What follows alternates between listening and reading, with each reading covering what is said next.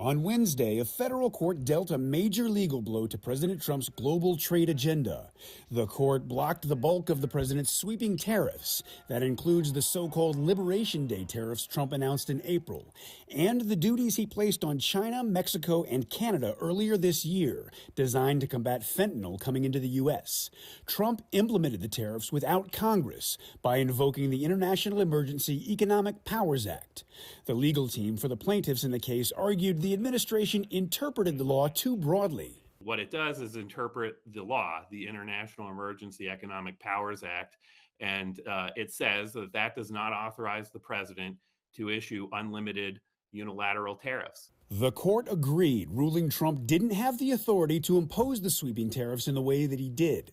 The Constitution gives the power to tariff to Congress, not to the president.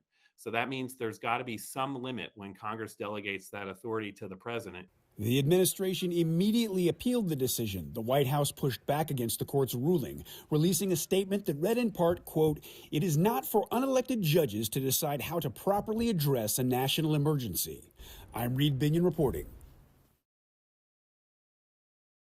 Teens are finding the summer jobs market isn't so hot. Employment firm Challenger Gray and Christmas forecast teens will see the lowest number of summer jobs added since 2010. At the same time, Indeed hiring lab economist Allison Srivastava sees more demand for those summer roles. There is more interest in summer jobs than we have seen in previous years, so there is going to be some more competition. Challenger Gray and Christmas says businesses may hold off on summer hiring as tariff whiplash fuels economic uncertainty, with the possibility of higher costs for goods and concerns about consumers pulling back, especially in areas like travel and tourism that typically staff up with young seasonal workers. Srivastava says their data shows businesses not really shedding employees, but also not eager to hire.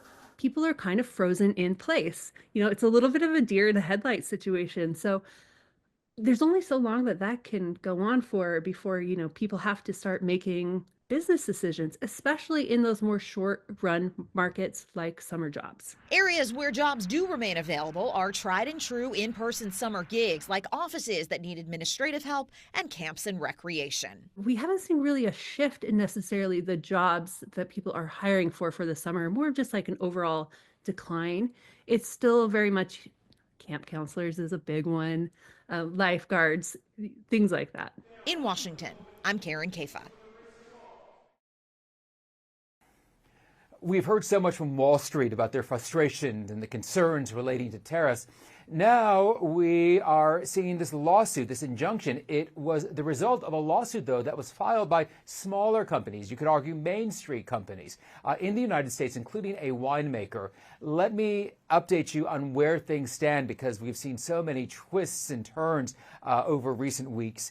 Right now, a 30% tariff on Chinese products has been halted. These were in place as part of that trade truce with the United States and China as the talks were going forward, but that has now been halted, those tariffs at least.